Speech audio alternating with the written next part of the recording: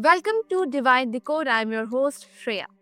Today I'm joined by a creative force who turned reinvention into an art form, Katharina Huang, an author, global wanderer, cultural storyteller, and former machine learning data scientist, has crafted a life that defies convention and honors well being above all else. From Germany to Taiwan, from corporate analytics to playful travel puzzle books, her journey is a testament to what becomes possible when we choose alignment over obligation. In this episode, we explore the bravery behind changing careers and the discipline of prioritizing health and the joy of intentionally designing a life that reflects who you truly are. Welcome, Katharina. I'm honored to have you on my show. Oh, thank you so much, Sharia, for having me. You made my life sound so interesting. Your life is, and you are also very interesting. I'm really honored to have you here. No, thanks. And Katharina, your shift from data science to creative authorship is a bold pivot. What inner signal or moment made you realize that it was time to step away from a career that others might have considered enviable? Yeah, the bold pivot. I don't know if it's bold, courageous, or maybe just impulsive. It's definitely during the COVID years. Uh, I had a few, I guess, like different events happening that's not like necessarily related to COVID. Uh, but I switched jobs a couple of times. My dad had a stroke that kind of turned out to be a little bit more severe than we initially hoped for. So all of that together kind of made me rethink life at that point. So I want to mention that I am doing this because um, I had a change of heart, but it's also because I have already worked for more than a decade. I had a little bit of savings in order to do this.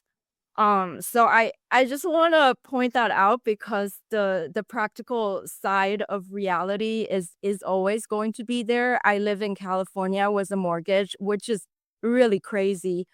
I also have my partner's help right now. So those are all the reasons that I get to do this. But emotionally, why I ended up deciding to go for it is that I kind of grew up in a household where people are just like putting their head down, trying to work and obey the rules and, get the highest degree you can, um, and have a very stable life. And my personality was never like that. Like I get restless if I sit in the office for 8 hours every day. However, I really strive to fit into that mold. I got my master's degree, um, which is kind of like the lowest degree ever in my family. Um, and then I became like a researcher at a university, and I thought, "Oh, that is okay, I'm gonna do that for 40 years until I retire." But things don't go as planned. I had the opportunity to move to California because my partner got a job here. And that first move was kind of like my first eye-opening experience knowing that, oh, okay, so my major can get into the tech industry. And like for a few years I was working, at the cutting edge of, machine learning, data science. It was interesting, but uh, during COVID, I really felt burned out. uh, it was it was burnout from a lot of, meetings, instant messaging that you have to deal with while doing your work. It was also burnout from, just the long hours, especially, like, doing coding and programming, it's sometimes it's a little bit hard to like stop and go in short, like segments. And then if I have to say take care of, the house chores, or like I have to start making dinner and stuff like that. It was just like stressful. Um and then in the end of the day, I didn't felt like I was able to do everything I wanted to do in a corporate setting. It's not really um any company's problem. I felt like it's structurally like in the corporate setting, there was just like too many departments that's doing different things, and so you can't just a willy-nilly change a project that is bigger than you. And like all of that kind of gave me the change of heart that do I really want this life for the rest of my life? I'm pushing 40, but that's still like half of my life is still yet to happen, and I don't know if I want to do that for the rest of my life. And so that's kind of how I decided, you know what? Like we only live once. I want to see if there's anything more out there. Yes, that turning point highlights how clarity often begins as a whisper. And I think many listeners may be wondering how to recognize their own signals before burnout forces the decision. And also, you talk openly about reclaiming balance and joy. What was the first habit or boundary you put in place that genuinely restored your sense of well being? I don't know what is truly the first, but I think I realized a couple of things. Um, One is that there are things quitting job cannot fix. There are things that's in my personality or in my lifestyle that I have to deal with no matter what. It has nothing to do with work. But maybe work exacerbated the problem. So, an example of that is that, you know, I try not to work at night and on weekends. Hmm. Uh, but my my partner and I have a very serious hobby. We have a band together, and we perform, we gig around the San Francisco Bay Area. So it was already a pretty hectic life, like a working and trying to do music uh when we're off work, and like all of those things kind of made me felt very frazzled, and that has nothing to do with work per se. It is really like me setting my boundary to say when I'm gonna practice music, when I'm gonna work, and when I should claim that I want downtime. And those are things that I have been learning to improve, after I quit my job. And I feel like those are, I don't know, just new revelations about who I am, what I wanna be, and it has been very interesting, because knowing more about who I am truly deep down, it actually helps me with my new, adventure um, with VEG Out Voyage. Yeah, so basically VEG Out Voyage is my new endeavor. I try to do puzzle game books that introduces different countries, like tourist hotspots or like their pop culture. And I thought the exploration would be interesting to people. So yeah, that's what I was trying to do, and by getting to know who I am more, I realized my marketing strategy has been, evolving as well. Like what kind of social media makes sense to me, and like what kind of podcasts I want to go on to, and yeah, like all of the well-being and embracing joy. I felt like we as adults, we forget that we should take time off, and like we should just be happy and not be productive, that it's a choice. Yes.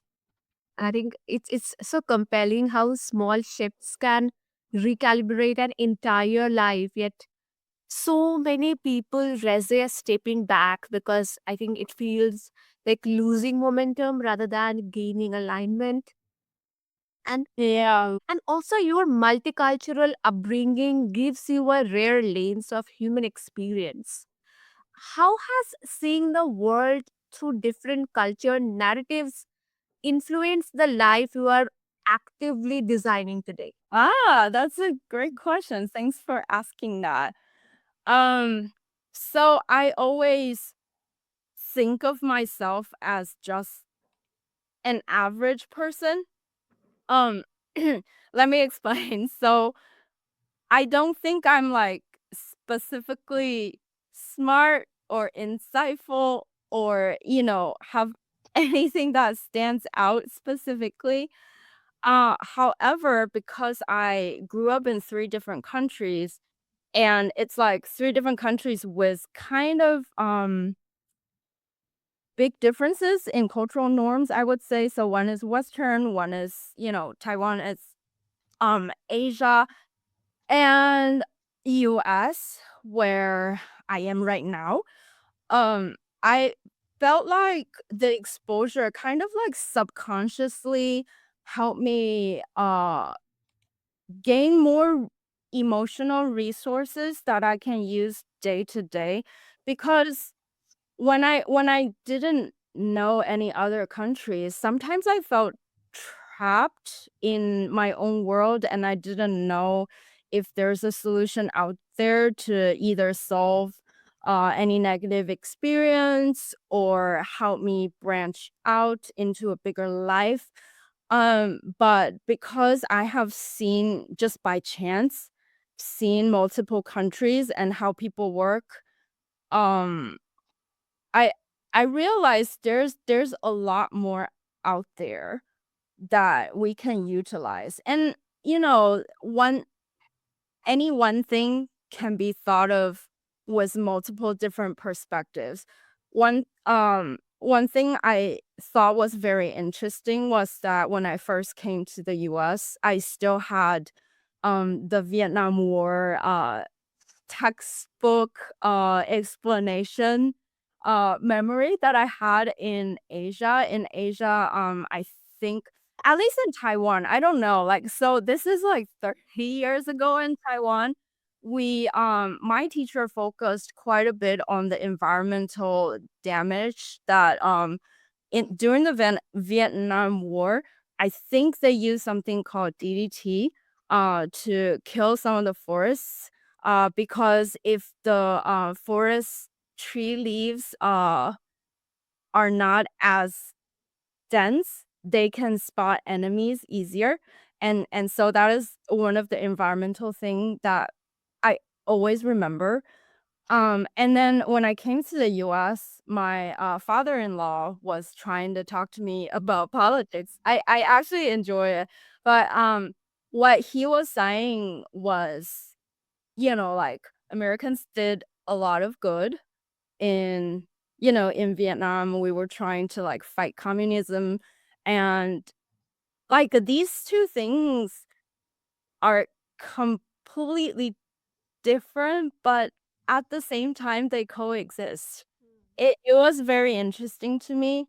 Um, and this is just one example. There are like so many other examples about, for example, Asians like to hold chopsticks. Is that more or less civilized? I still don't have the answer, but like it's just different from holding, say, forks and spoons, or like, I know in India, a lot of people eat with their right hand. Is that more skilled because you can pick up rice with your hand? Or is that less skilled because you are not developing tools? Like, there is no right answer. I don't believe there's a right answer, but those are very interesting things that I had the chance to think about, and I wanted to, like, introduce these kind of just everyday norm to people. I think it will make our society more empathetic, Hmm. uh, it will also like give ourselves more emotional resources to deal with our unhappiness. I feel like a lot of people are very unhappy these days, and I want to do my like a little effort to change that. Yes, I think that perspective shows how cultural contrast can become a compass, and also it invites listener to question whether the stories they leave are inherited or intentionally chosen. And also for the chopstick and fork one, it's like for absolute for me, I find it's easier to eat with chopstick than the fork. It's just and also like your game book series blends travel, creativity and play, three things that adult often abandon. What do you think people rediscover about themselves when they allow curiosity and leisure back into their lives? Um, yeah, okay. So I originally didn't have that grand of a plan. Originally, I really just wanted to like get away from the tech world as much as possible, just for like a short period of time, because I was, yeah, I was a little bit tired of it. So I want something very different. And I always like brain teasers and puzzles, like even jigsaw puzzles. I do all kinds of puzzles. It's just my hobby, and so I was doing that, and then after that, I kind of started, getting to know more people in this new industry that I'm developing, and there's a lot of people that talks about, team building with play, or, mental health with play, or even, like, senior, like, stimulation with and I kinda realized it is something okay, if you really want, like, a goal because our society is so goal-oriented, you can say that play is actually helping with productivity, helping with, like, improving your health. Um, so those are, like, tangible goals that you can mention, but at the same time, like, I feel like being productive is a very Americanized, principle of living life. There are other cultures that's, like, more into, say, meditation or, r uh, reunions with family is more important than you yourself, something like that. There are just, like, so many different things we can focus on in life. Why do we have to focus on producing something new all the time in the US? And so play for me kind of gave me a segue into like spreading my philosophy of, you can do something else. Like you think the puzzle is for kids, but let's challenge that assumption and see if adults can have fun with puzzles as well. Yeah. Yes. I think it's so refreshing to hear how play can be a form of healing. It challenges the idea that adulthood must be synonymous with seriousness. And I think it's really like puzzles are really a very good thing for adults too. I still play jigsaw puzzles and every kind of puzzle. I'm like a puzzle lover kind of a thing. And I'm really happy to like listen it from you that you also love puzzles. I love it. Yeah. What kind of puzzles do you do? I like predominantly I just do jigsaw puzzles. I love them. Yeah. I just got like three more 1,000 piece puzzles from Black Friday. I'm very excited. I think it's a big thing for puzzle lovers like the 1,000 pieces, the 1,500 pieces. They are not like real love for us. And this is a wonderful conversation with you. And I think like your energy is fabulous. And thank you so much for energizing this conversation. And you have inspired us to bring a little more play, honest, and courage into our own lives. And if after this my listeners want to connect with you, then what's the best way? The best way is I have a website. It is my brand's name, vegoutvoyage.com. I am trying to redesign this website. So if you log on probably in January, you will see like new free games you can play on my website and stuff like that. So I'm pretty excited. I hope you will like it. Yes, and I will make sure to attach all these details and links below so that the listeners can find them easily and get in touch with you and know more from you.